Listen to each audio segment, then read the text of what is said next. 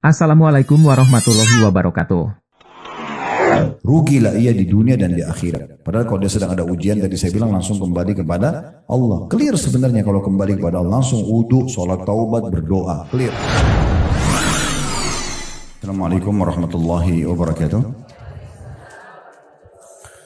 Alhamdulillah. Wassalatu wassalamu ala rasulillah. Segala puji dan puja kehadirat Allah subhanahu wa ta'ala, juga salawat dan taslim kepada Nabi besar Muhammad sallallahu alaihi wa ala alihi wa sahbihi wasallam. Kita coba lebih perdalam pemahaman tentang masalah doa ibadah. Yang pertama, Bapak Ibu sekalian, kalau Bapak Ibu berdoa diniatkan untuk Allah, dianggap ibadah. Contoh misalnya ada orang berdoa bukan karena ibadah, dia berdoa karena terpaksa, takut sama orang, atau dia berdoa tapi ragu-ragu, benar nggak sih doa ini bisa memberikan solusi? Ini tidak dianggap ibadah. Ya, kapan dia dianggap ibadah? Kalau seandainya kita betul-betul niat untuk menjadikannya pendekatan diri kepada Allah. Saya kasih ingat lagi contoh, pernah saya sebut pada pertemuan yang lalu. Kalau Bapak Ibu lagi ngantuk, kemudian Bapak Ibu bilang, saya wudu aja deh. Wudunya niatnya dalam hati untuk apa? Hilangin ngantuk. Wudu itu nggak boleh dipakai sholat. Wudu itu nggak boleh dipakai sholat. Karena kenapa? Bapak Ibu bukan niat untuk ibadah. Wudunya hanya untuk hilangin ngantuk. Kan gitu. Ini contohnya. Nah, sama dengan sholat, sama dengan haji, sama dengan umroh, sama dengan apa saja. Kapan kita niatnya bukan pendekatan diri kepada Allah, berarti tidak dianggap ibadah. Ibu pergi haji dan umroh, mau jalan-jalan niatnya. Nah, ya sudah dapat jalan-jalannya, tapi nggak dapat ibadahnya. Makanya itu list belanjaan kalau mau haji sama umroh nanti aja. Nanti tiba di sana baru berpikir mau beli apa. Jangan dari sini sudah niat dari awal menggebu-gebu. Saya mau datang di mall ini, saya mau beli baju itu, saya mau beli itu. Niatnya nanti bukan karena ibadah. Akhirnya tawafnya buru-buru, sa'inya buru-buru. Yang penting selesai walaupun capek pergi mall duluan. Nah, itu contohnya. Mau pergi Mekah karena taunya ini ada makanan enak di sana. Nah, ada restoran saya mau datangi. Itu tujuannya restoran. Itu harus cuma samping saja, ke samping. Kalau ada kesempatan, bukan tujuan utama. Nah, seperti itulah ya. Jadi memang diarahkan niatnya itu karena Allah subhanahu wa ta'ala. Baru dia bisa bernilai ibadah. Ini hati-hati sekali ya. Ada hal-hal bahkan Bapak Ibu sekalian yang mubah. Mandi, makan, minum, olahraga itu kan mubah. Tahu mubah ya? Dikerjakan tidak berpahala, ditinggalkan tidak berdosa. Tetapi dia kalau diniatkan ibadah, misal contoh ada hadis Nabi SAW kepada Abu Darda radhiyallahu anhu, ingatlah wahai Abu Darda, jasadmu punya hak, Tuhanmu punya hak, keluargamu punya hak, jasadmu pun punya hak. Kalau ibu dan bapak sekalian makan, minum bukan hanya sekedar menghilangkan lapar, niatnya memang untuk memberikan hak badan. Berubah dia dari niat mubah, dari hukum mubah menjadi hukum sunnah, jadi ibadah. Ya. Jadi daripada ibu dan bapak sekalian misalnya lagi lapar, lapar nih, niatnya makan untuk hanya hilangin lapar, itu mubah. Tapi kalau niatnya untuk memberikan hak jasad, ibadah. Ya. Makan, minum, tidur, olahraga, mandi. Kalau hanya sekedar saya mau olahraga biar saya sehat, ya ini jadi mubah. Saya mau olahraga supaya saya berikan hak jasad saya. Allah kan amanahkan jasad ini. Saya olahraga untuk ya supaya menjaga amanah ini. Orang jenazah aja dimandikan, Bapak Ibu sekalian. Dimandikan, dibersihkan badannya, apalagi kita masih hidup, kan gitu. Nah, sama dengan kasus mandi, bukan hanya karena sekedar gerah. Ya. Begitu juga olahraga, begitu juga mandi, begitu tidur dan segala macam hal mubah. Nah, ini contoh saja bagaimana kita memahami kapan dia beribadah, jadi ibadah, kapan tidak. Ya, karena begitu. Ibu bersedekah, bapak ibu bersedekah, tapi karena nggak enak aja, karena orang itu desak terus, kasih, bukan ibadah. Kalau ibadah itu memang kita kasih, didesak atau tidak, diminta atau tidak, kita akan kasih. Karena kita ingin cari pahala, nah itu beda. Ya, semua segala sesuatu yang dikerjakan kalau karena ibadah, itu kita akan sangat ringan mengerjakannya. Karena target kita ridho Allah, target kita balasannya. Ya. Jadi di depan kita ini mau orang menjengkelkan atau tidak, bagi saya lagi sedekah. Tidak ada urusan sama dia. Gitu ya. Jadi ada orang gila minta makanan misalnya, gak ada urusannya. Karena orang gila dia gak ngerti, saya gak usah kasih makan yang enak. Keliru. Justru harus kasih makanan yang enak, bukan karena lihat dia, karena ibadahnya. Jadi ada seorang ulama besar dulu, bernama Rabi ibn Huthaim rahimahullah. Dia lagi makan, dibuatin makanan mewah sama istrinya. Waktu itu dinamakan halwa. Beda sama halwa sekarang. Halwa itu orang Arab artikan manisannya, sesuatu yang manis Bapak Ibu sekalian. Nah tapi Rabi ibn Huthaim ini di masa itu atau istrinya buatin dia makanan halwa karena dia nggak rewel, dia nggak pernah minta macam-macam gitu. Istrinya juga nggak enak, istrinya masakin yang enak. Itu bumbu-bumbunya mahal, buatnya lama, hampir suruh adonan kacang, segala jenis kacang-kacangan waktu itu, madu, segala macam diaduk jadi satu dan lama sekali buatnya. Dia lagi duduk, istrinya suruh anaknya keluarin makan halwa itu. Makanan yang mewah itu. Biasanya waktu itu dimakan sama para pembesar-pembesar negara lah gitu ya. Nah, kebetulan dia punya 2 orang murid lagi duduk sama dia ngobrol nanya-nanya masalah hukum. Begitu dihidangkan, halwa itu sudah dipotong-potong. Dia mau jamah, tiba-tiba ada yang ketuk pintu rumahnya. Maka Rabi ibn Huthaim rahimahullah tunjuk anaknya, suruh buka, coba buka pintu. Lihat siapa yang di depan situ. Begitu dibuka, ternyata orang gila. Bajunya berantakan, kotor, tidak pakai sendal. Maaf, dalam kisah ini bahkan diceritakan pemandangan yang kurang baik lah ya. Terus dia minta makanan, kasih isyarat tangan. Uniknya Rabi ibn Huthaim suruh ambil makanan itu, halwa itu dikasih ke orang gila itu. Maka anaknya ambil dengan tujuan membawa piring itu. Tadinya dia mau kasih 1 potong karena makanannya cukup besar. Kasih potongan, kasih ke orang gila itu. Nanti sisanya dibawa lagi ke ayahnya. Tapi subhanallah orang gila juga tahu makanan enak Bu. Ya. Jadi pada saat dia lihat makanan itu diambil semua. Sama nampan-nampannya diambil dimakan sampai habis. Setelah habis, orang gila ini namanya orang gila. Dia nggak ngerti terima kasih atau apa. Makanan itu dibuang. Piring itu dibuang saja.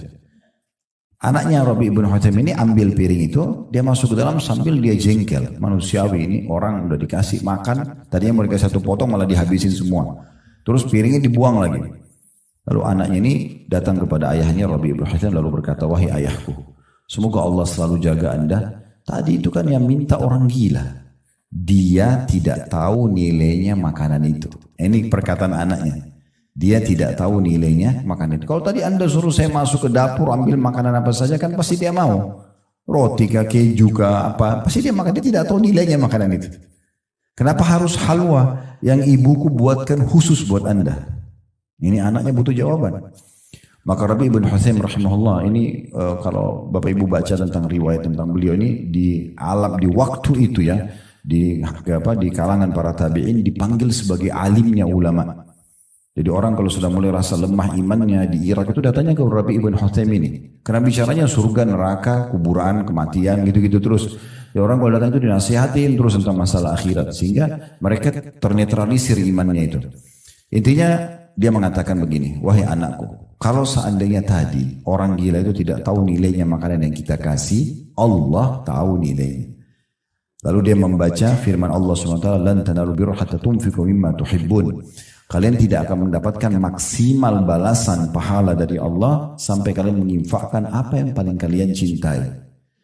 Nah, Rabi ibn Huthaim sini memberikan pelajaran kepada kita. Beliau tidak melihat lagi siapa yang terima, tapi bagaimana saya memberikan untuk Allah. Kisah yang lain adalah Sa'id bin Musayyib rahimahullah, juga Abdullah bin Mubarak dan banyak ulama-ulama tabi'in yang lain. Mereka itu hampir setiap hari tidak nunggu orang yang datang minta Bu, Bapak sekalian. Mereka ingin meraih pahala terbesar dalam sedekah. Apa itu? Jemput bola. Kita yang merasa butuh dengan sedekah itu. Kalau Bapak Ibu niatkan ibadah, kita akan terus mengejarnya. Sholat itu kita nggak mau ketinggalan, kita haji umroh nggak mau ketinggalan, apa saja nggak mau ketinggalan. Kita mau selalu yang pertama mengerjakan karena kita ingin mengejar keutamaannya. Nah seperti itulah ya. Maka ini juga jadi poin penting. Mereka selalu membungkus setiap hari harta mereka, lalu mereka keluar mencari orang-orang yang mau menerima sedekah. Jadi dia merasa dia lebih perlu kepada orang miskin daripada orang miskin perlu kepada dia. Perhatikan bedanya. Kalau kita nggak niat ibadah, kita merasa siapa sih orang ini minta-minta terus? Atau kadang-kadang kita masih negosiasi sama syaitan, nggak usah kasih, ini orang masih mampu. itu karena tidak niat ibadah. Kalau niat ibadah nggak ada urusannya, nggak ada urusannya. Maka setelah mereka memberikan sedekah mereka dengan cara mengantarnya, kalau kita sekarang ke yayasan sosial, ke rumah-rumah orang miskin, kita yang dirasa perlu, karena mau ngejar keutamaannya, maka dia setelah memberi, mereka setelah memberi, mereka tersenyum lebar sambil mengatakan kepada murid-muridnya, lihatlah orang-orang ini membawa pahala-pahala, membawa aset-aset sedekah kami, ketimbangan amal kami tanpa diupah sedikit pun. Fahami maksudnya ya? Jadi mereka ini sudah berpikir, persepsinya kalau ibadah itu, ini sekarang sedekah yang saya kasih, mungkin uang 1 juta rupiah yang kita kasih, secara hitung-hitungan ada 1 juta rupiah diambil sama dia. Lalu dipakailah untuk kebutuhannya, untuk anaknya, untuk dia segala macam. Tapi nilai 1 juta itu dibawa ke timbangan amal. Dan harus melalui mereka ini. Kan kita sedekah dulu baru bisa sampai ke timbangan amal kan. Orang kalau niatnya ibadah begitu. Dia berpikir, saya bagaimana sampaikan pahala saya sana. Nggak penting siapa yang terima. Akhirnya mereka mengejar itu. Nah itu makna ibadah gitu ya. Orang kalau sudah paham ibadah ini beda sekali pemikirannya. Karena dia merasa perlu dengan ibadah itu. Kenapa kita sekarang masih malas sholat malam, masih malas sholat duha, masih malas ini tunda-tunda baca Quran. Karena kita nggak anggap itu ibadah. Kita nggak anggap ini ada yang kita bisa dapatkan nih. Kalau ini ibadah nggak mungkin. Baca keutamaannya, oh ternyata ini besar, kita akan berlumba-lumba untuk mengejar dari ibadah ke ibadah yang lainnya. Nah itu makna ibadah lebih dalam seperti itu. Ya. Makanya didefinisikan oleh sebagian ulama, ibadah itu adalah semua perkataan, perbuatan, bisa ditambahkan juga niat dan fikiran. Ya. Yang diperintahkan dan dicintai oleh Allah. Semua perkataan, perbuatan, ya, niat dalam hati dan fikiran yang diperintahkan dan disukai oleh Allah. Kita bisa lakukan ibadah itu tentunya. Ya, seperti itulah. Asy-Syu'bi berkata rahimahullah, seorang ulama yang lain, siapa yang menganggap bahwasanya siapa yang tidak menganggap bahwasanya dia lebih perlu dengan sedekah yang dia keluarkan daripada orang miskin yang menerimanya, sungguh dia telah menghantamkan sedekah itu ke wajahnya sendiri. Ya, siapa yang tidak menganggap dia lebih perlu dengan sedekah itu yang diberikan ke fakir miskin, dia balik tuh, seakan-akan orang miskin yang butuh sama dia. Dan kali ini siapa yang menganggap dia tidak perlu, lebih perlu terhadap sedekah itu daripada orang yang menerimanya, maka dia seperti sedang menghancurkan amalnya, dia sedang menghantam amal itu, sedekah itu ke wajahnya sendiri. Jadi pekah sekali. Antara itu ibadah dengan bukan ibadah itu hanya sedikit sekali perbedaannya. Karena itu ini penting sekali untuk digarisbawahi. Ya. Jadi kalau Bapak Ibu doa karena terpaksa, karena tidak enak, karena mau dilihat orang, karena mau dipuji orang, selesai urusannya, nggak ada pahalanya. Itu mimpi aja. Ya, betul-betul ada orang, tidak ada orang, kita merasa perlu dan butuh. Nah gitu. Dan butuhnya kepada Allah, itu baru ibadah. Ya. Jadi baca Quran, sholat, segala macam, kejar keutamaannya. Kejar ibadahnya yang dijanjikan kepada kita gitu. Nah itu yang dimaksud di sini. Doa ibadah, saya kembali ke halaman 7 paragraf pertama, yaitu memohon pahala dengan beramal saleh. Niatkan ibadah, baru bisa. Ya. Sama ibu dan bapak sekalian kalau mau kasih makanan orang, beda ya. Orang niat hanya daripada makanan dibuang, dengan orang niat ibadah beda itu. Kalau ibu dan bapak niat untuk kasih orang, ibu bapak tidak akan kasih makanan bekas ke orang. Tapi kalau daripada makanan dibuang, malaikat catat ini sedekah daripada. Nah ya. Daripada saja, terpaksa, daripada rusak. Karena itu beda. Dengan orang niat ibadah, kan beda. Ibu kasih dan bapak kasih makanan bekas, sama kasih makanan baru, sama gak pahalanya? Gak mungkin, pasti beda. Ibu kasih baju bekas, mukena bekas, sama baju baru, sama gak pahalanya? Beda. Nah bagaimana kita termotivasi mau selalu kasih yang baru, itu karena kita niatkan ibadah, baru bisa. Coba belajar sekarang, bersedekah sejumlah yang kita pakai. Sesekali itu ya. Contoh misalnya gini, kita lagi masuk ke satu restoran nih, makan makanan enak banget, 100.000 misalnya satu porsi. Contoh saja, nasi padang beli 100.000, misalnya 150.000 lah. Coba beli yang porsi sama kasih tukang parkir, pernah nggak? Nah, alhamdulillah kalau pernah, gitu kan? Atau beli baju, oke lah, kita next levelnya. Kalau beli baju satu yang bagus, pernah nggak beli baju yang sama kasih orang lain? Nah masa paling cari yang lebih murah, mana yang lagi promo untuk dikasih. Oke, Contoh yang lain. Kalau misalnya Bapak Ibu diundang, langsung aja deh level tinggi. Istana Merdeka, Presiden undang Bapak Ibu. Terus pesan buah. Tolong bawa ke saya buah ya. Di mana beli buahnya? Oh ya, Masya Allah. Terus kalau ada yang grade 1 harga 300.000 anggur sama grade 2 200.000 yang mana? Benar ya? Habis itu apa? Pakai kresek? Apa? Sekarang jawab jujur. Kalau orang tua Bapak Ibu yang pesan, beli di mana? Sama, pakai keranjang juga. Masalahnya itu. Kenapa presiden lebih mulia daripada Bapak Ibunya? Yang disuruh bakti nomor 1 ke siapa? Nah, orang kalau niat ibadah itu pasti maksimal. Mulai sekarang kasih orang tua itu pakai keranjang, cari yang terbaik, variasikan gitu. Oh, baru ya. Nah itu beda. Itu contohnya. Jadi ini dikatakan oleh satu orang ulama lain, namanya Urwa bin Zubair rahimahullah. Ini ulama tabi'in luar biasa. Dia bilang, janganlah seseorang di antara kalian bersedekah, dia keluarkan di jalan Allah apa yang dia malu kasih kepada pemimpin satu kaum. Paham gak? Saya ulangi lagi, dia bilang, janganlah seseorang dari kalian bersedekah, umum saja kepada orang miskin, kepada keluarga, kepada orang tua. Jangan kasih mereka apa yang kalau kita kasih ke pemimpin satu kaum, kayak raja atau presiden, kita malu kasih dia. Harusnya sama semua, karena niatnya karena ibadah. Nah ini masalahnya. Orang niat ibadah, orang kalau niat ibadah itu beda. Pasti dia akan kasih yang terbaik, karena bagi dia targetnya bukan penerima, tapi bagaimana dia maksimal dapat pahalanya. Kalau kita kasih pemimpin kaum nasinya mewah banget, tumpeng dan segala macam, kasih orang miskin nasi sama tempe, ini sama-sama sedekah. Tapi ini pahalanya besar, ini pahalanya kecil nanti. Padahal sebenarnya kita mampu memberikan yang terbaik. Yang orang-orang mampu itu sudah biasa makan mewah. Kalau Bapak Ibu mau pahalanya besar, kasih orang miskin tuh makanan mewah, karena mereka belum pernah makan itu. Kasih baju yang bagus, gitu kan? Kasih mukena yang bagus, kasih apa segala macam yang bagus. Nah gitu. Ya, kadang-kadang begitu soalnya ada orang-orang dia menganggap remeh tentang masalah ini, padahal sebenarnya target utamanya ibadah, berarti bagaimana maksimal dapat pahalanya di sisi Allah. Tidak penting siapa yang menerima. Nah seperti itulah. Itu di potongan pertama itu. Jadi memohon pahala dengan beramal soleh. Di sini diucapkan seperti mengucapkan 2 kalimat syahadat dan melaksanakan tuntunan-tuntunan 2 kalimat syahadat tersebut. Jadi 2 kalimat syahadat bukan hanya sekedar orang mau masuk Islam, ya. Kita pun punya zikir 2 kalimat syahadat. Contoh di tahiyat baca 2 kalimat syahadat enggak? Ya. Terus muadzin setiap azan 2 kalimat syahadat kan? Dan sunnahnya kita mengucapkan yang sama.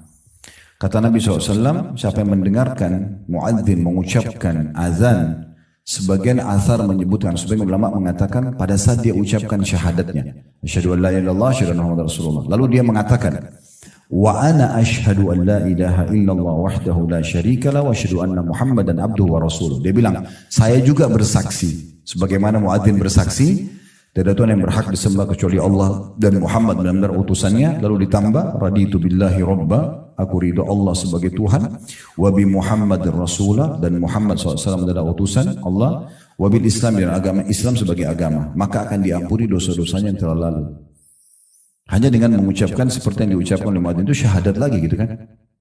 Nah, pengucapan syahadat ini supaya dia nilai ibadah bukan hanya sekedar sebuah rutinitas, tetapi bagaimana kita niatkan memang memahami apa kandungan maknanya. La ilaha illallah berarti la ma'budu bihaqqin illallah, tidak ada Tuhan, tidak ada pencipta, pemilik, penguasa alam semesta ini kecuali Allah, sehingga kita hanya bergantung, hanya cinta, hanya takut semua karena Allah Subhanahu wa taala.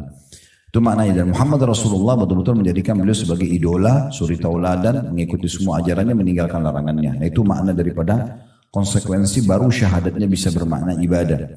Begitu juga dengan sholat tadi ini titik beratkan oleh beliau. Karena sholat juga berisikan doa. Ya. Dari awal kita takbiratul ihram, doa iftitah. Ada 2 ruku, ada 2 i'tidal, ada 2 sujud. Doa di antara 2 sujud sampai tahiyat. Ya. Semuanya juga begitu. Kalau diniatkan memang karena Allah Subhanahu wa taala, kita tidak akan terganggu dengan gangguan apapun. Disebutkan para sahabat, para tabi'in, Bapak Ibu sekalian, itu kalau mereka sholat, digambarkan ya, umumnya mereka hampir sama, kalau yang sudah paham. maka mereka tegak seperti kokohnya pohon kurma. Bahkan seseorang di antara mereka disengat ya, oleh lebah di dahinya sampai berdarah tapi tidak bergerak. Ya. Ada di antara mereka sahabat Nabi lagi jaga malam hari. Nabi SAW dan para sahabat lagi istirahat, maka mereka ditugaskan jaga malam. Itu dipanah oleh musuh, kena sampai 3-4 anak panah. Ini kalau kita bayangin jarum di kita sudah sakit kita. Ini anak panah, dia nggak berhenti di sholatnya. Sampai betul-betul dia takut anak panah selanjutnya dilempar lalu dia mati, maka dia menyegerakan sholatnya dan dia mengatakan, dia bangunkan temannya, bangunlah sebab ada satu musuh yang akan menyerang kita.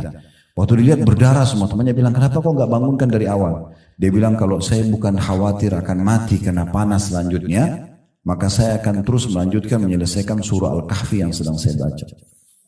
Jadi saking sholat itu betul-betul hubungan dia sama Allah dan dia yakin Allah sedang melihat dia sedang komunikasi sama Tuhan yang nggak terganggu dengan apapun. Ya, itu kalau niatnya ibadah, kan gitu. Kalau tidak asal jadi saja gerakannya, yang penting sudah sholat. Sudah sholat betul sudah. Ya. Mungkin cuma 1,5 menit tadi sudah selesai kan, cepat sekali karena tujuannya yang penting store tugas, ya gitu. Jadi beda ya. Harus difahami Bapak Ibu sekalian, poin penting juga, ibadah itu kita yang perlu, Allah nggak perlu. Kalau kita pikir sholat itu Allah yang perlu, begitulah kita seperti setor kewajiban saja. Tapi kalau kita tahu kita yang perlu, itu adalah komunikasi kita sama Allah, maka kita akan terus dengan tenang, dengan kita nikmati bacaannya, gerakannya, itu akan beda sekali. Nah seperti itu memahaminya. Begitu juga dengan puasa. Bukan hanya tahan lapar dan haus, di situ kan disebutkan setelah sholat ada puasa. Bukan hanya tahan lapar dan haus, karena memang ini kewajiban. Enggak. Karena memang ini adalah pendekatan diri kepada Allah subhanahu wa ta'ala. Ibu dan bapak sekalian, kalau mau sampai level lebih tinggi lagi, ya, kita beribadah bukan lagi tujuannya mengejar keutamaannya. Itu level paling tingginya. Tapi sebagai tanda syukur kepada Allah. Pernah dengar hadis Nabi SAW sholat sampai kakinya pecah-pecah? Terus Aisyah katakan, ya Rasulullah, kenapa anda sholat begini padahal sudah diampuni dosa yang lalu dan akan datang? Apa kata Nabi? Afala akunu abdan syakura. Bukankah aku pantas menjadi seorang hamba yang bersyukur? Kenapa Nabi bukan bilang, saya supaya dapat keutamaan sholat malam dong? Saya supaya masuk surga. Kenapa Nabi gak bilang itu? Karena bukan itu lagi level Nabi. Levelnya Nabi, saya ibadah ini karena saya sudah syukur kepada Allah. Allah kasih saya hidup, Allah kasih saya makanan, sudah syukur. Jadi semua ibadah itu kalau mau level tertingginya kita kerjakan bukan lagi cuma mengejar keutamaan, tapi karena itu betul-betul rasa syukur kita kepada Allah. Nah di situ puncaknya itu. Sehingga kita bersedekah, kita sholat, kita puasa maksimal, kita betul-betul enjoy, menikmati itu.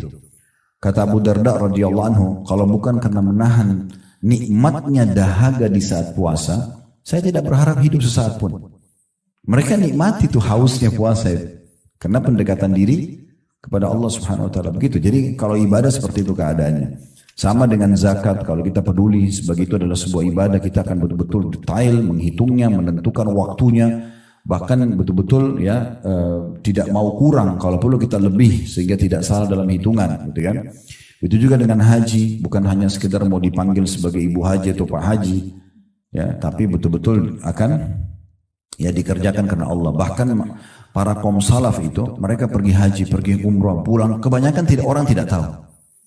Kebanyakan orang tidak tahu. Jadi mereka berangkat kalau yang tahu yang orang kenal saja. Tapi kalau untuk di publik itu tidak. Mereka diam saja. Gitu. Jadi antara mereka seperti kalau pernah dengar namanya Atha bin Abi Rabah, itu ulama besar tabi'in di Mekah. Beliau 70 kali haji. Allah kasih umur 100 tahun 70 kali haji. Berarti 70 tahun dia haji terus. Itu bukan dari dia ceritanya ya, bukan dia cerita. Orang-orang tahu karena hampir setiap tahun melihat dia baru disampaikan. Atha bin Abi Rabah begini. Jadi memang mereka kerjakan ibadah. Beda ya. Kalau bapak ibu lagi ibadah ditanya orang, jawab. Kemana aja bu selama ini? Saya sempat ke rumah 2 kali nggak datang. Oh ya saya lagi umroh. Nggak apa-apa. Kan ditanya.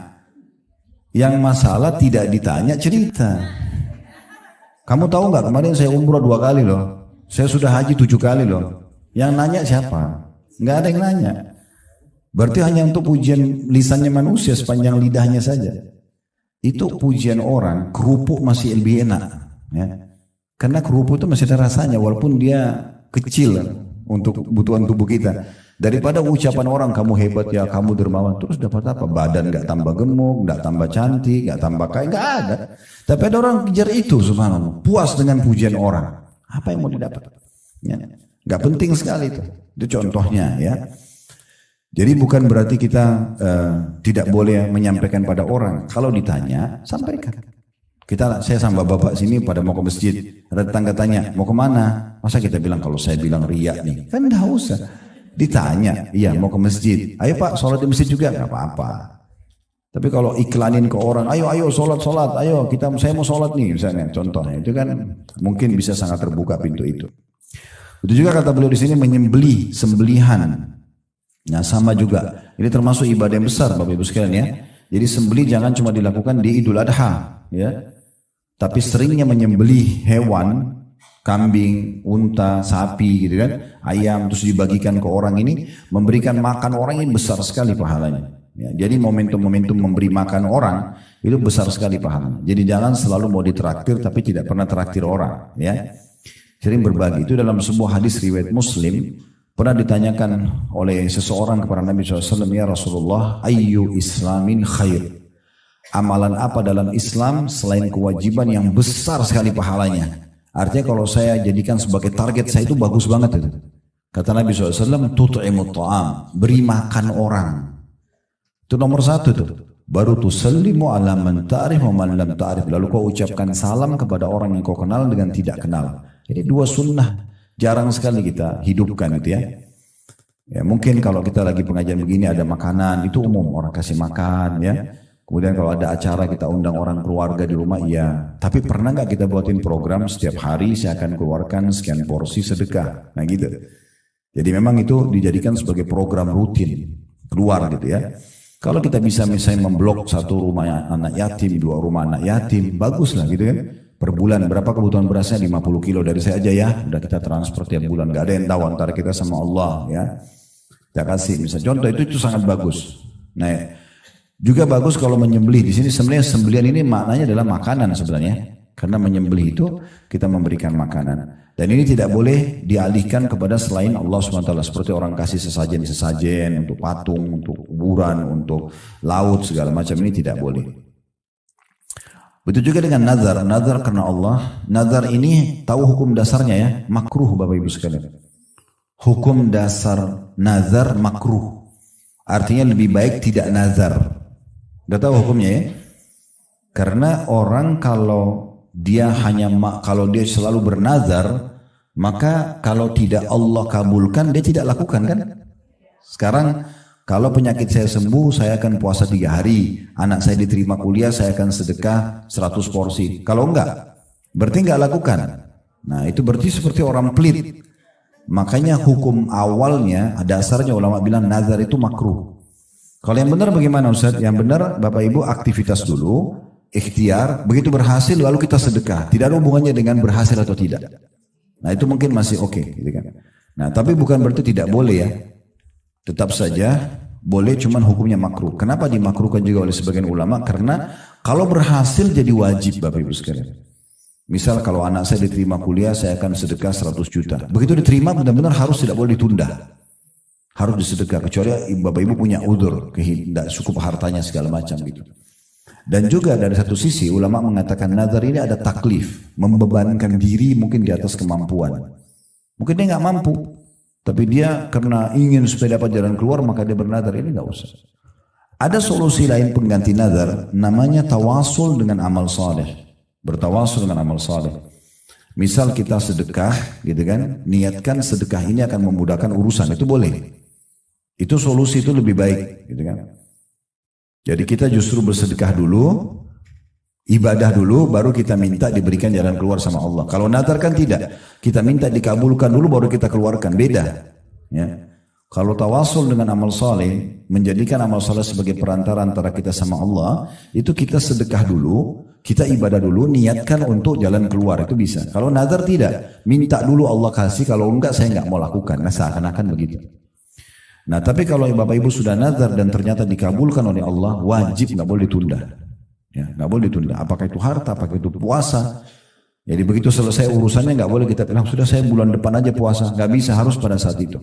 Karena sudah dikabulkan sama Allah. Contoh. Nah ini nazar juga tetap walaupun dia hukumnya makruh, Bapak Ibu sekalian tetap harus untuk Allah. Kalau orang nazar misalnya mau minta pada kuburan atau mau ke dukun, ini nazar batal semua. Nggak boleh karena bukan untuk Allah Subhanahu wa taala. Lalu dikatakan selanjutnya, di antara ibadah yang disebut di sini adalah yang tergolong doa dengan perkataan dan perbuatan seperti sholat. Barang siapa yang telah melaksanakan ibadah ini dan ibadah lainnya, maka berarti ia telah berdoa kepada Allah Subhanahu wa taala dan memohon ampunan kepadanya. Baik, ini kurang lebih gambaran tentang masalah paragraf pertama dan kedua dari maaf ini masih paragraf pertama ya, dari potongan pertama ya, doa ibadah. Kemudian yang paragraf keduanya yaitu masalah penyebutan tentang dua ayat ya. Dua ayat ini kita juga fokus dulu menjelaskannya.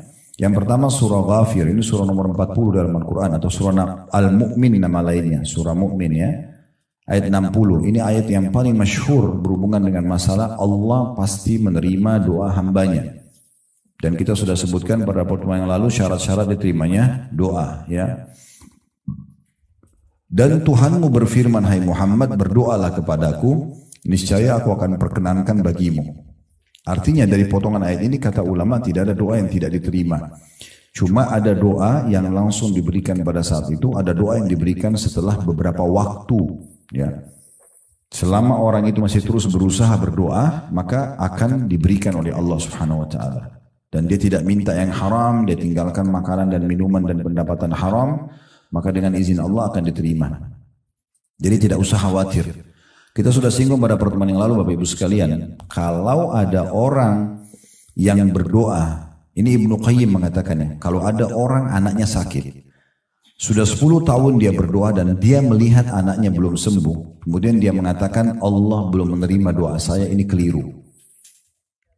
Kalau seandainya dia tidak berdoa selama 10 tahun mungkin anaknya sudah meninggal bahkan, atau lebih parah daripada itu. Cuma butuh volume yang lebih besar dari doa dia sehingga sesuai dengan kadar ujian yang diberikan pada anaknya. Sehingga dia berdoa saja. Dia berdoa terus. Dan pernah Ibnu Qayyim rahimahullah melihat satu kasus terjadi. Beliau lagi jalan menuju ke rumahnya dari masjid. Melewatin satu rumah. Rumah itu secara kebetulan ada satu ibu lagi marah sama anaknya. Jadi saking marahnya ibu ini, anaknya dikeluarin dari pintu rumah, ditutupin dari dalam. Anaknya itu masih kecil, 5 tahunan ke bawah gitu ya. 5 tahun ke bawah, nangis-nangis, ngerengek-ngerengek sama ibunya, buka pintu, nangis-nangis. Tapi ibunya tetap tidak mau bukain pintu. Ibnu Qayyim nunggu, mau lihat apa yang terjadi. Ternyata anak itu kena kecapean tidur. Waktu dia tidur, ibunya buka pintu gendong karena gak tega, dimasukin ke dalam. Lalu beliau menyebutkan sebuah statement yang menarik. Beliau mengatakan Maha Suci Allah, Subhanallah ya. Subhanallah bahasa Arabnya, terjemah Maha Suci Allah. Andai saja setiap hamba melakukan seperti anak itu kepada Tuhannya, anak itu kepada ibunya, dia Tuhan lakukan pada Tuhannya, terus dia merengek sampai dia ya sudah capek tertidur, gitu kan? Maka dan tetap dia tidak putus asa, pasti Allah akan berikan dia sebagaimana ibu itu mengambil anaknya. Tidak disamakan Allah sama ibu itu tidak, ya. Tetapi pernah terjadi juga dalam riwayat Bukhari. Nabi Muhammad SAW satu waktu dalam peperangan, Bapak Ibu sekalian, setelah memenangkan peperangan, ada satu ibu, tapi ini ibu orang-orang non-muslim ya, masuk dalam tawanan kaum muslimin. Terpisah dengan anak dia masih kecil. Jadi debu berterbangan, lagi panas, suasana di kancah peperangan, ada beberapa jenazah tergeletak gitu. Nabi SAW sempat melihat ke satu arah, ada satu ibu. Ibu ini seperti lagi nyari anaknya, beda dengan ibu-ibu yang lain. Mereka sebagai tawanan perang, mereka tenang, nanti akan minta apa disampaikan. Karena kalau tidak kan orang tawanan perang bisa terancam dibunuh dan segala macam. Tapi ibu ini tidak peduli dengan keadaan medan perang. Dia keliling-keliling nyari ada kelompok anak-anak kecil, diangkat, digendong, dibalik, bukan anak dia ditaruh lagi. Begitu terus. Maka ini menarik perhatian Nabi. Nabi SAW bilang sama para sahabatnya, coba lihat ibu ini, perhatikan. Nah ternyata ibu itu setelah sekian anak yang diangkat dibalik-balik, baru ketemu sama anak dia. Begitu dia ketemu anaknya, dipeluk anaknya di medan perang, dia tidak peduli ini debu kah, panas kah. Seperti ibu baru dapat anaknya dan ini di medan perang, kemungkinan besar anaknya ikut mati. Gitu. Ditemukan sama dia. Lalu kemudian dipeluklah dengan sahabat. Sahabat semua saksikan. Seorang ibu sama anaknya wajar gitu ya. Tapi uniknya dia lupa kalau dia di kancah peperangan, dia lupa kalau dia tawanan perang, yang penting anaknya sudah didapat. Lalu Nabi SAW bilang, saya mau tanya satu hal. Kalau seandainya kita nyalakan api, kemudian kita suruh, api unggun nih, kita suruh ibu itu lempar anaknya ke api. Apakah ibu itu akan lempar anaknya? Ya, serentak para sahabat jawab, tidak ya Rasulullah. Gak mungkin, apalagi setelah dia temukan hidup di medan perang, gitu kan. Maka di situ pesan Nabi SAW, ketahuilah demi zat yang jiwaku dalam genggaman, maksudnya demi Allah, sungguh Tuhan kalian Allah lebih sayang kepada kalian daripada ibu itu pada anaknya. Allah nggak mau kita celaka, Allah nggak mau kita susah, Allah nggak mau kita masuk neraka, nggak mau Allah mau kita selamat, kita mau bahagia. Tapi Allah kasih jalannya, caranya, ibadah, ikhlas, ya, berbagi dan seterusnya itu semua akan diberikan jalan keluarnya. Nah seperti itulah. Itu potongan pertama ayat, berdoalah kepadaku aku akan perkenankan. Jadi tidak ada doa yang tidak diijabah dan harus bijaksana Bapak Ibu sekalian ya. Bayangkan sekarang hajat-hajat kita harian dengan ada hajat mungkin doa yang pernah kita panjatkan tapi belum kita terima. Kira-kira mana yang lebih banyak? Contoh misalnya kita lapar, bukan setiap hari kita lapar? Kita kadang-kadang cuma bilang lapar. Terus muncul ide kita, pikir mau makan apa, terus dapat, terus enak, kenyang. Itu tiap hari. Tiap hari kita lapar, tiap hari kita haus, tiap hari kita capek. Ya, tiap hari kita banyak hajat kita, mau keluar rumah, mau ini, mau itu, segala macam. Semua terpenuhi. Ini kadang-kadang dilupakan kalau ini kemudahan dari Allah. Kemudian ada orang yang sangka buruk dengan Tuhannya karena ada satu permintaan dia minta, penyakitnya belum disembuhkan misalnya, atau utang belum. Terus dia sangka buruk sama Allah. Oh Allah nggak terima doa saya. Dia lupa semua kebaikan Allah yang banyak ini. Lalu dia fokus kepada saya. Padahal sebenarnya satu ini pun akan diijabah asal dia terus lanjutkan doanya. Mungkin sisa sehari 2 hari lagi. Kan gitu. Saya ingatkan kembali hadis yang kita bahas pada pertemuan yang lalu ya. Kata Nabi SAW, yustajabu li ahadikum malam ya'jal. Pasti diijabah doa sesuatu yang kalian selama tidak tergesa-gesa. Para sahabat bertanya, "Wa mal istijal?" Apa itu tergesa-gesa ya Rasulullah? Kata Nabi SAW, yaqulu da'autu wa lam yustajabu li fatarakat du'a. Dia bilang saya sudah berdoa tapi belum lihat jawabannya, lalu dia berhentikan doa. Padahal sebenarnya mungkin tinggal beberapa waktu saja, tinggal sebentar. Jadi sabar gitu ya. Itu potongan pertama dari surah Ghafir ayat 90. Berdoa aku perkenankan. Jadi tadi saya bilang ingat ya, bijaksana dalam menilai bagaimana banyaknya pemberian Allah dan jangan itu dibentrokin sama 1-2 hajat kita yang belum dikabulkan. Padahal sebenarnya ini tinggal kita maksimalkan terus berdoa. Potongan kedua, di situ adanya larangan dan ancaman neraka jahanam bagi orang yang tidak mau beribadah. Di sini sebagian ulama tafsir menerjemahkan sesungguhnya orang yang menyombongkan diri dari menyembahku itu kembali kepada potongan awal ayat. Kan Allah bilang berdoalah aku akan perkenankan. Berarti yang sedang Allah ancam neraka sini orang kalau tidak mau berdoa. Sombong dia. Gak butuh sama Allah gitu ya. Nah seperti itulah. Terakhir dalam potongan ini adalah firman Allah SWT Al-An'am 162-163 yang memang kita disuruh mengikhlaskan semua karena Allah Subhanahu Wa Taala. Kapan mau bernilai ibadah harus semua karena Allah. Sudah kita kasih contoh-contoh tadi di awal ya. Jadi kita tidak butuh pujian makhluk, kita nggak perlu tahu siapa yang menerima sedekah kita. Yang penting kitanya mengejar target yang sudah dijanjikan oleh Allah Subhanahu Wa Taala. Itu yang dimaksudkan dalam surah Al-An'am 162-163. Baik, kita akan masuk ke doa permohonan. Ya. Tapi ini benar sudah mau 1:30. Saya jam 2 ada taklim lagi. Ya. Baik. Doa permohonan di halaman 9 ya, yaitu doa yang memohon sesuatu yang bermanfaat, yakni yang memberi manfaat bagi pemohon, atau yang menghindarkan dari bahaya, atau meminta hajat-hajat. Ya. Jadi di sini kalau Bapak Ibu ada hajat, disembuhkan penyakitnya, selamatkan dari mara bahaya, ditambahkan rezeki dan segala macam, itu dikenal dengan doa masalah atau doa permohonan.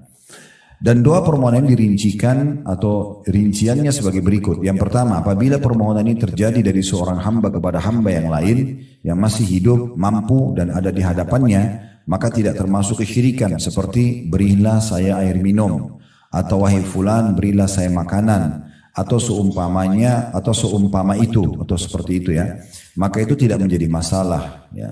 Jadi maksudnya boleh nggak kita bilang tolong bantu saya bayarin utang kepada manusia, boleh nggak dok berikan saya obat yang terbaik misalnya, itu namanya kan masalah permohonan juga ya.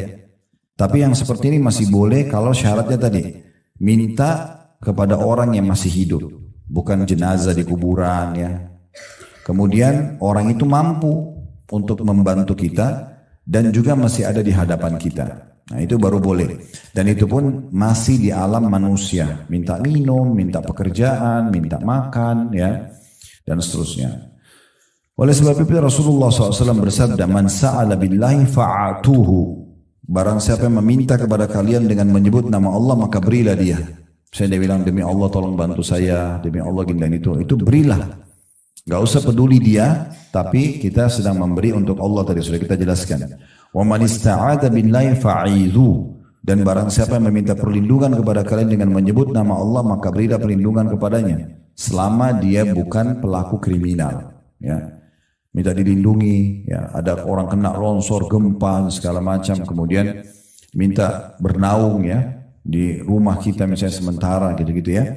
Atau ada orang keluarga datang dari luar kota, dia butuh transportasi, lalu kita memberikan kepada dia. Nah itu semua masuk dalam masalah ini. Kemudian yang ketiga, وَمَنْ دَعَاكُمْ فَأَجِيبُوا. Dan barang siapa yang mengundang kalian dalam kurung untuk menghadiri walimah dan lain-lainnya, maka penuhilah. Undangan hukumnya wajib untuk dijawab selama bukan maksiat kepada Allah dan selama ibu dan bapak mampu. Undangan perkawinan, undangan pengajian, undangan apa. Kalau kita nggak bisa dari awal bilang maaf saya belum bisa hadir, karena itu wajib. Nggak boleh ibu bercanda dan bapak sekalian atau iseng-iseng atau apalah cuma formalitas mengatakan misalnya ya saya akan datang, tapi sudah niat dalam hati nggak mau datang, itu nggak boleh. Ya. Kemudian selanjutnya waman sana ilaikum ma'rufan fakafi'u. Dan barang siapa yang berbuat baik pada kalian maka hendaklah kalian balas. Tetangga kirim makanan, jangan piringnya kembali kosong, ya. Jadi selalu bantu, apa yang orang kasih kita balas, minimal sama, bagusnya lebih baik. Orang cuma kirim apa dari tetangga sebelah, kita kirim yang lebih baik. Orang kasih kita baju nilai berapa, kita kasih lebih baik. Itu semua bukan karena dia, tapi karena Allah Subhanahu wa ta'ala. Ini juga sedikit saya ingin tambahkan dalam masalah rumah tangga ya. Kalau seorang suami itu hanya niat karena istrinya, ini ada saatnya dia jengkel. Ada saatnya dia jenuh. Seorang istri kalau dia layani suaminya hanya karena suaminya, satu waktu dia lagi nggak enak, nggak mood, dia nggak mau layani. Bagaimana caranya supaya kalau selalu saja aman? Karena Allah. Nggak usah lihat lagi siapa suami kita, siapa istri kita, siapa anak kita, siapa orang tua kita, nggak usah lihat lagi. Allah telah menghubungkan hukum untuk mendapatkan pahala di sisi surga dengan orang-orang ini. Cari ridho suami, memenuhi kebutuhan istri, bakti sama orang tua, pendidikan baik buat anak. Ini semua karena Allah yang perintahkan. Nah itu beda sekali tuh. Beda sekali. Jadi tidak ada kejenuhan. Tidak ada kejenuhan. Pernah ada seorang laki-laki datang kepada Imam Ahmad berkata begini, wahai Imam, kalau seandainya kami lagi marah sama istri, lagi tidak mood dan segala macam, tetapi dia membutuhkan biologis, apakah kami dapat pahala kalau kami tetap menggauli mereka? Kata Imam Ahmad, ya, kamu bisa niatkan untuk memberikan hak dia, atau niat untuk mendapatkan keturunan. Dilarikan ke ibadah. Udah beda kasusnya. Begitu juga seorang wanita pernah datang kepada Aisyah mengatakan sebaliknya, ya, wahai Ummul Mukminin, kalau kami lagi jengkel, lagi marah sama suami gitu, apakah kami tetap wajib menjawab ajakannya untuk biologis? Kami lagi nggak mau. Dosa nggak kalau enggak? Kalau enggak layani? Kata Aisyah, iya. Kalau kalian berada di atas unta, sudah mau jalan, kalau ibu-ibu sekarang sudah di mobil, udah mau pergi acara mana, dipanggil oleh suami, tetap wajib jawab. Terus bagaimana poinnya? Ya niatnya karena ibadah. Tadi keluarnya itu, ya, itu karena bukan niat ibadah. Ya. Baiklah, selanjutnya. Siapa yang berbuat baik padamu maka hendaklah kamu balas.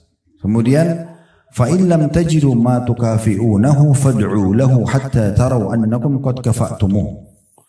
Dan kalau kalian tidak mendapatkan sesuatu yang bisa kalian balaskan dari kebaikan dia, maka doakan dia, balas dengan doa sampai kalian merasa bahwa kalian telah membalas kebaikannya. Terus doakan sampai seakan-akan kita sudah puas untuk memberikan sesuatu balasan kepada dia. Ya. Jadi kita juga penting begini Bapak Ibu sekalian. Orang kalau niat ibadah itu pasti dia selalu besarkan apapun nikmat yang ada depan matanya. Dia besarkan. Orang kasih dia cuma sepiring nasi, dia akan mengenang seumur hidupnya itu. Dibesarkan itu. Tidak dianggap remeh. Ya. Jadi memang seperti itu. Orang kalau mau niatkan ibadah seperti itu. Makanya Umar bin Khattab berkata, saya akan terus berterima kasih seumur hidup saya pada seseorang yang mengingatkan satu kekurangan saya. Jadi kalau Umar itu berharap ada yang datang, Umar kamu itu salah loh begini, itu Umar akan terima kasih seumur hidup. Jadi dia besarkan itu kebaikan orang. Sehingga bukan berarti, saya kan sudah pernah balas tuh makanannya. Enggak usah pikir balasan kita. Kita besarkan pemberian dia supaya kita menganggap pemberian itu akan terus kita nilai. Dia kayak satu piring kita balas 10-20 piring pun tidak ada masalah. Gitu loh. Kan gitu. Jadi tidak perhitungan dalam memberikan. Karena semua itu tetap ada nilai pahala. Sedekah piring pertama, 2, ketiga, ke 100 sama aja pahala terus. Dan memang wajar karena dia pernah berbuat baik. Sunnah Nabi membalasnya. Kan gitu. Nah itu poin-poin penting yang juga kita bisa ambil dari sini. Yang kedua berdoa kepada makhluk dan meminta darinya sesuatu yang tidak dapat dilakukan oleh selain Allah. Maka ini menjadikan orang tersebut musyrik dan kafir. Baik yang diminta itu masih hidup ataupun sudah mati. Berada di hadapannya atau tidak, seperti perkataan wahai kiai fulan atau syekh fulan, sembuhkanlah penyakit saya, kembalikanlah barang saya yang hilang, panjangkanlah umur saya, berilah saya anak, dan lain-lainnya. Semua ini merupakan kekafiran yang besar yang mengeluarkan pelakunya dari agama Islam. Ya. Jadi kalau sesuatu yang merupakan hak kausalitasnya Allah nggak bisa minta pada makhluk, ya tadi minta keturunan. Dokter hanya bisa membantu. Tolong bantu saya dok, tapi jangan bilang dok berikan saya anak. Itu nggak bisa. Karena itu yang bisa memberikan hanya Allah Subhanahu wa taala gitu. Allah berfirman dalam surah Al-An'am ayat 17, "Wa iyyamsaska Allah bidurrin fala kashifa lahu illa hu, wa iyyamsaska bikhairin fahuwa ala kulli syai'in qadir." Jika Allah menimpakan suatu kemudaratan kepadamu, maka tidak ada yang menghilangkannya selain diri dia sendiri. Jadi hanya Allah yang bisa mengeluarkan. Kalau kita sakit, yang ciptakan kita Allah, yang ciptakan penyakit Allah, yang bisa sembuhkan hanya Allah. Ya. Dan jika dia mendatangkan kebaikan kepadamu, kalau Allah sudah menjadikan itu sebagai rezeki kita, maka dia maha kuasa atas tiap-tiap segala sesuatu. Tidak ada yang bisa menghalangi. Kalau itu rezekinya Bapak Ibu, tidak ada yang bisa menghalangi kalau Allah sudah kasih. Walaupun satu dunia tidak ingin itu sampai kepada kita. Ini dalil tentang masalah tidak bolehnya memohon yang merupakan hak kausalitasnya Allah, hak sepenuhnya punya Allah, minta keturunan, sembuh penyakit dan segala macam, atau dikembalikan barang hilang, itu tidak boleh dialihkan kepada makhluk. Juga Allah SWT berfirman dalam surah Yunus ayat 106 sampai 107, "Wala tad'u min dunillahi ma la yanfa'uka wa la yadurruk, fa in fa'alta fa innaka idzan minadh dhalimin. Wa in yamsaska Allah bidurrin fala kashifa lahu illa hu, wa in yuridka bi khairin fala radda li fadli yusibu bihi man yasha'u min ibadi wa huwal ghafurur rahim." Dan janganlah kamu menyembah apa-apa yang tidak bermanfaat dan tidak pula memberikan mudarat kepadamu selain Allah. Seperti orang pakai jimat, minta-minta pada kuburan, ya, para peramal-peramal, itu semuanya ya. Sebab jika kamu berbuat demikian, kamu minta-minta kepada selain Allah itu, maka sungguhnya kamu kalau begitu termasuk orang-orang yang zalim, maksudnya berdosa besar. Jika Allah menimpakan satu kemudaratan kepadamu, maka tidak ada yang dapat menghilangkannya kecuali Dia. Nah, di sini saya mau berbagi tipsnya. Kalau Bapak Ibu lagi ada ujian, maka jangan buru-buru menyalahkan yang kita anggap sebab. Tapi langsung introspeksi diri dulu. Karena semua ujian kalau datang, itu dalam bentuk teguran dari Allah. Apa saja. Maka yang pertama, astagfirullah. Lalu berdoa sama Allah. Sholat taubat. Minta ya Allah kalau permasalahan ini karena dosa hambamu maafkanlah. Selesai itu sebenarnya. Tapi kita masalahnya cari tahu di kalangan manusia ini siapa penyebabnya. Lalu kita ribut, kita bertengkar, kita ribut. Tidak ada manfaatnya. Allah yang mendatangkan orang-orang ini sebagai penyebab untuk menjadi teguran buat kita. Kita harus lebih ke situ melihatnya. Karena di sini katakan jika Allah menimpakan satu kemudaratan kepadamu, maka tidak ada yang dapat menghilangkannya kecuali Dia. Dan jika dia menghendaki kebaikan bagi kamu, maka tak ada yang dapat menolak karunia-Nya. Tidak ada yang bisa menghalangi itu.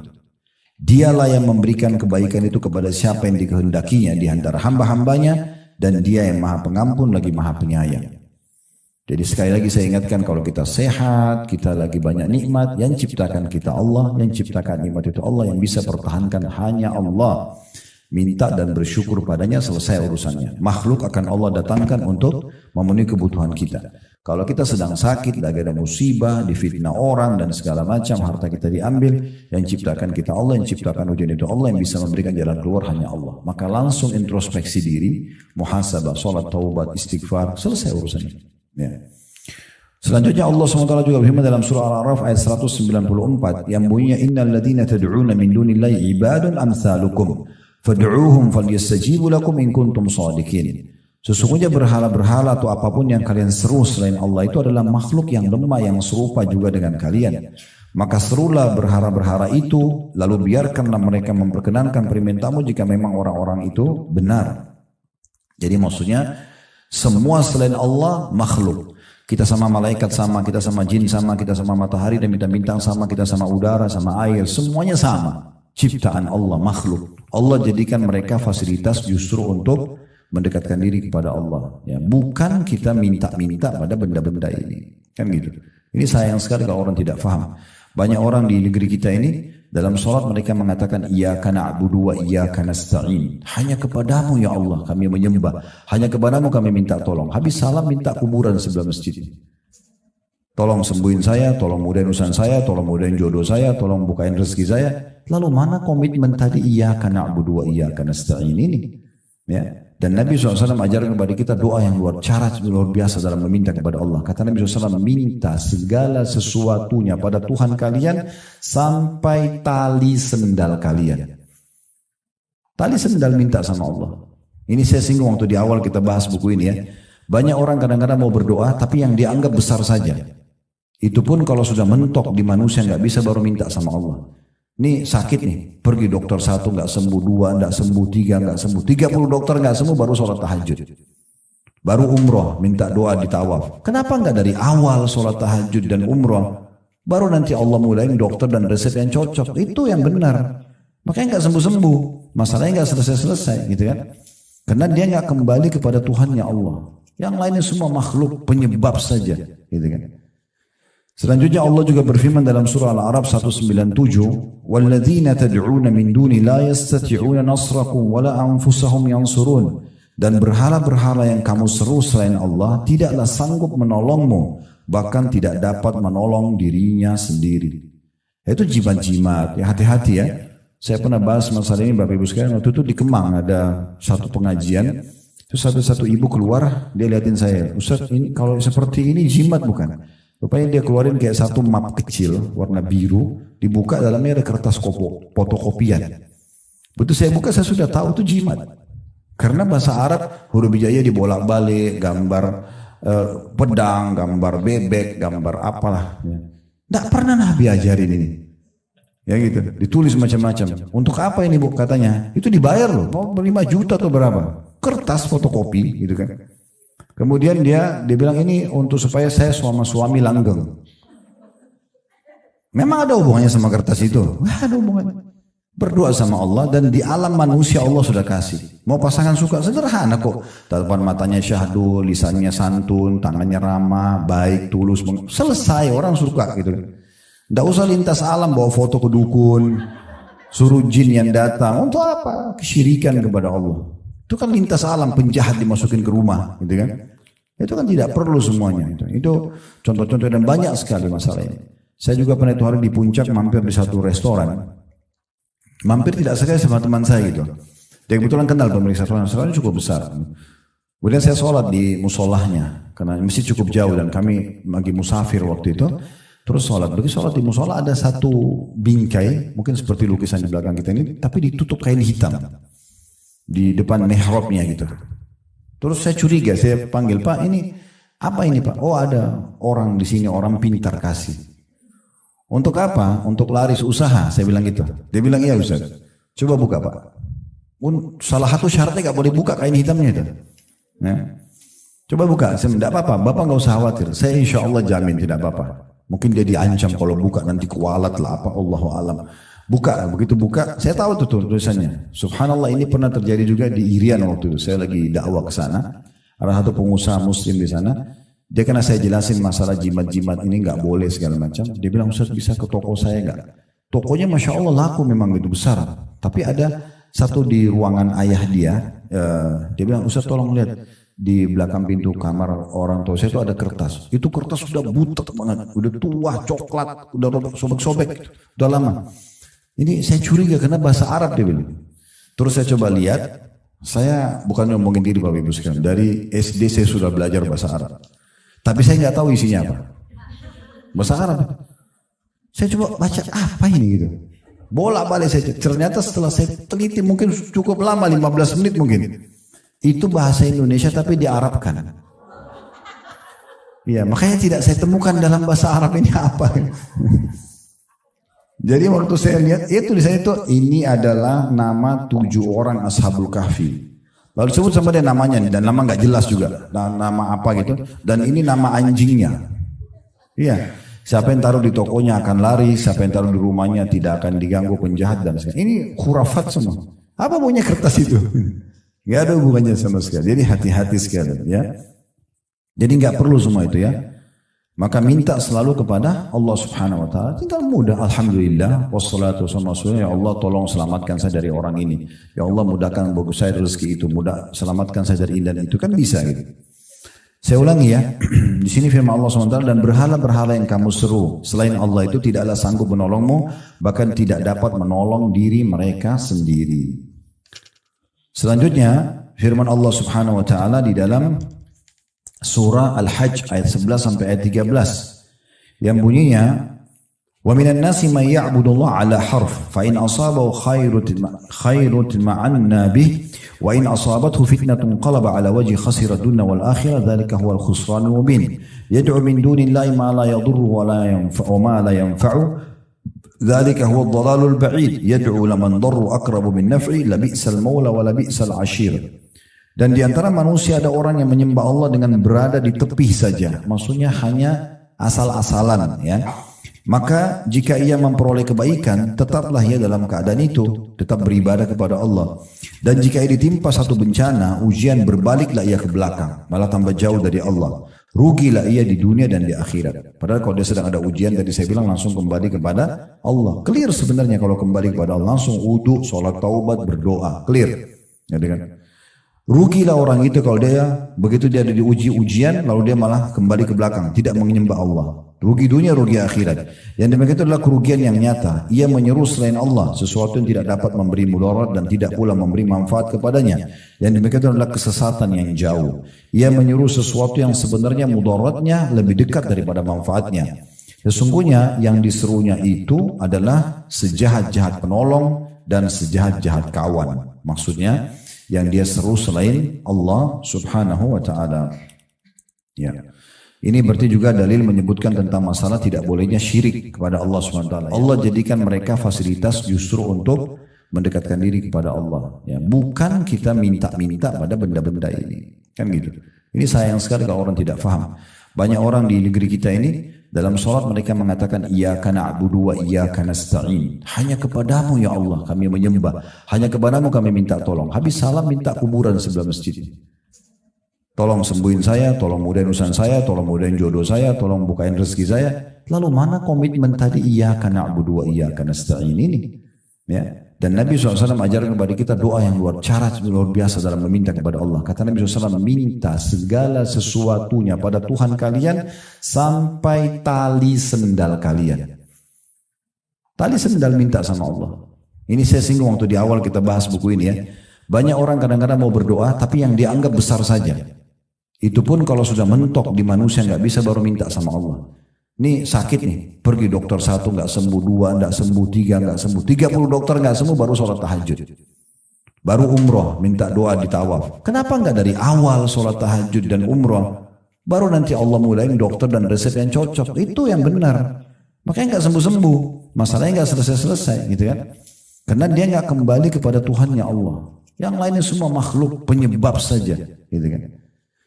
Selanjutnya Allah juga berfirman dalam surah Al-A'raf 197, "Walladzina tad'una min duni la yastati'una nasrakum wala anfusahum yansurun."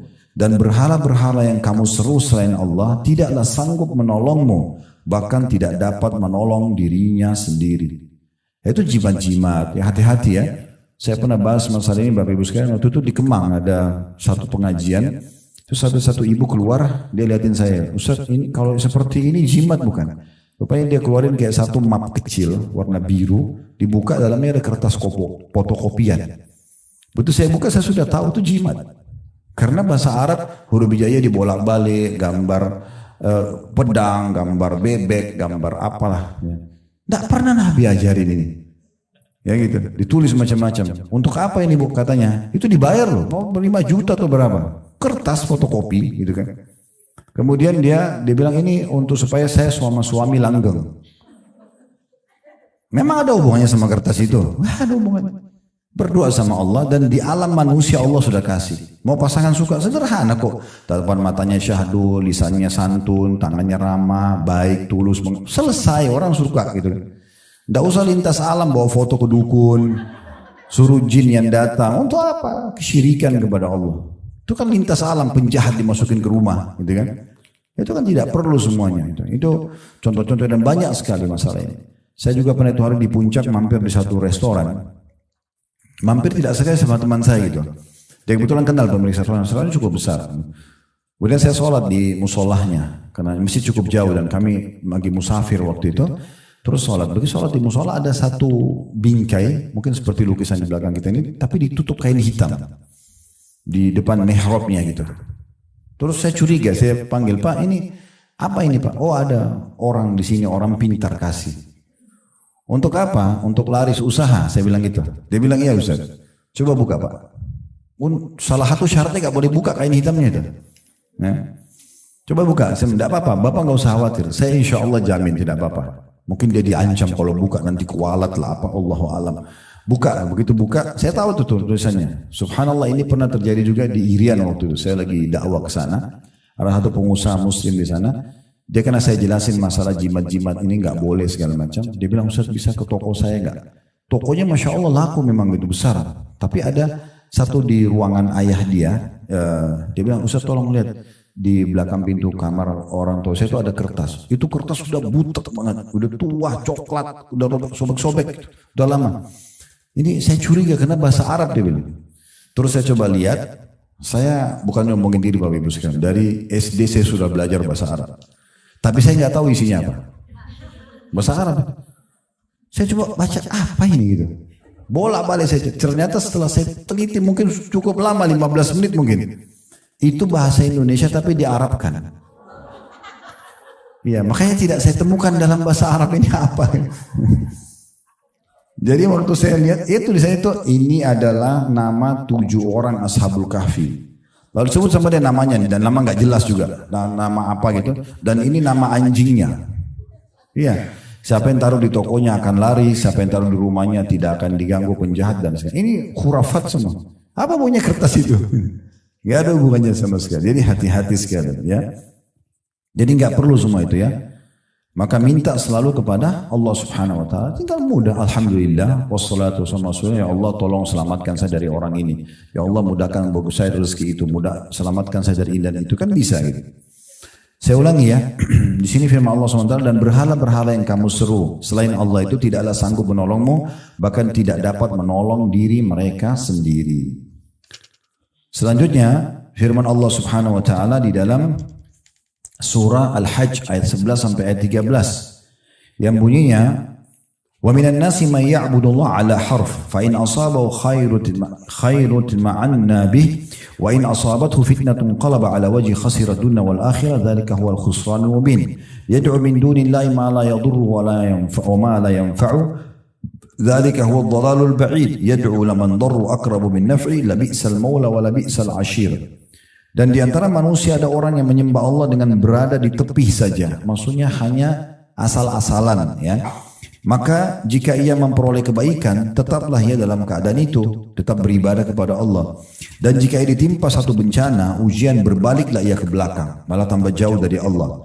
Rugilah ia di dunia dan di akhirat. Padahal kalau dia sedang ada ujian, tadi saya bilang langsung kembali kepada Allah. Clear sebenarnya kalau kembali kepada Allah. Langsung wudu, sholat taubat, berdoa. Clear. Ya, kan? Rugilah orang itu kalau dia, begitu dia ada diuji ujian, lalu dia malah kembali ke belakang. Tidak menyembah Allah. Rugi dunia, rugi akhirat. Yang demikian itu adalah kerugian yang nyata. Ia menyeru selain Allah, sesuatu yang tidak dapat memberi mudarat dan tidak pula memberi manfaat kepadanya. Yang demikian itu adalah kesesatan yang jauh. Ia menyuruh sesuatu yang sebenarnya mudaratnya lebih dekat daripada manfaatnya. Sesungguhnya yang diserunya itu adalah sejahat-jahat penolong dan sejahat-jahat kawan. Maksudnya yang dia seru selain Allah subhanahu wa ta'ala. Ya. Ini berarti juga dalil menyebutkan tentang masalah tidak bolehnya syirik kepada Allah subhanahu wa ta'ala ya.